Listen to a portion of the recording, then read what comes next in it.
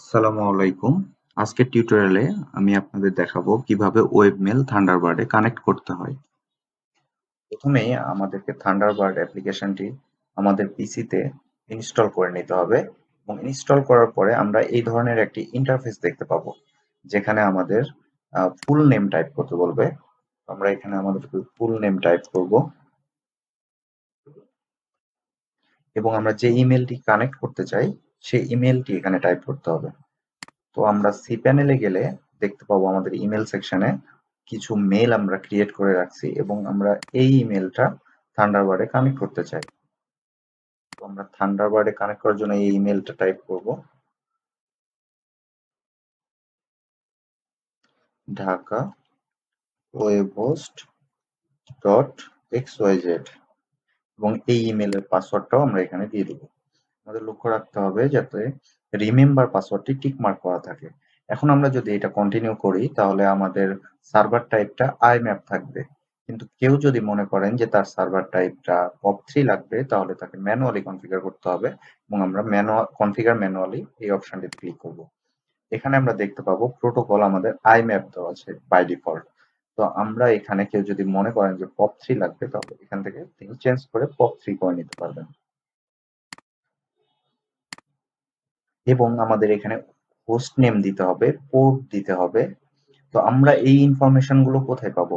আমাদের এই ইনফরমেশন গুলোর জন্য আমাদের ওয়েব মেলে যেতে হবে।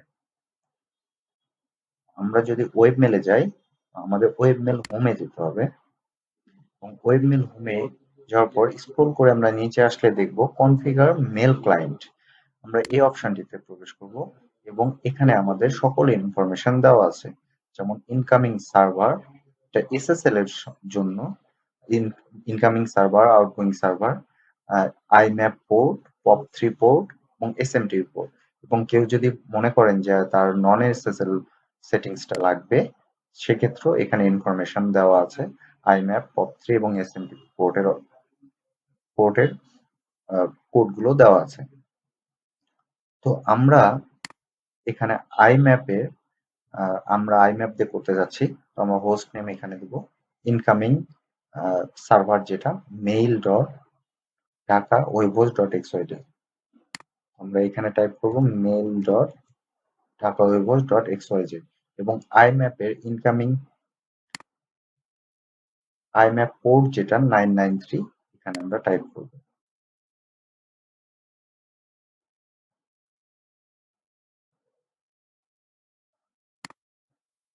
এখান থেকে আমরা এসএসএল এবং নন এসএসএল সিলেক্ট করতে পারি। আমরা যদি এসএসএল সিলেক্ট করি তাহলে আমাদের এটা এসএসএল এর আইম্যাপ পোর্টটি ইউজ করব, এবং যদি নান দিই নন এসএসএল তাহলে আমরা নন এসএসএল এর আইম্যাপ পোর্টটি ইউজ করব। আমরা এখানে এসএসএল টাইপটা সিলেক্ট করছি এবং আউটগোয়িং সার্ভারেও আমরা mail.dhaka.webhost.xyz টা ইউজ করব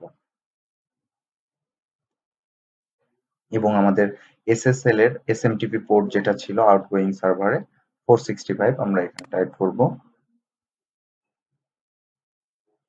এখানেও আমরা কানেকশন সিকিউরিটিটা এসএসএল টাইপটা সিলেক্ট করব।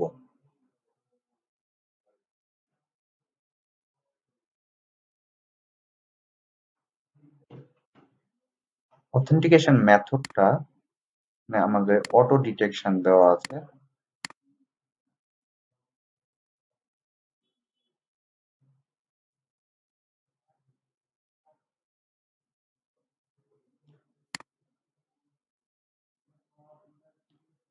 হ্যাঁ, এখন আমরা ডান অপশনে ক্লিক করব এবং ফিনিশ করব। আমাদের ইমেল অ্যাকাউন্টটি থান্ডারবার্ডে কানেক্ট হয়ে গেছে। এখন আমরা চাইলে এখান থেকে আমরা ইমেল করতে পারি এবং ইমেল রিসিভও করতে পারি। তো আজকের টিউটোরিয়ালটি এই পর্যন্তই। ধন্যবাদ সবাইকে।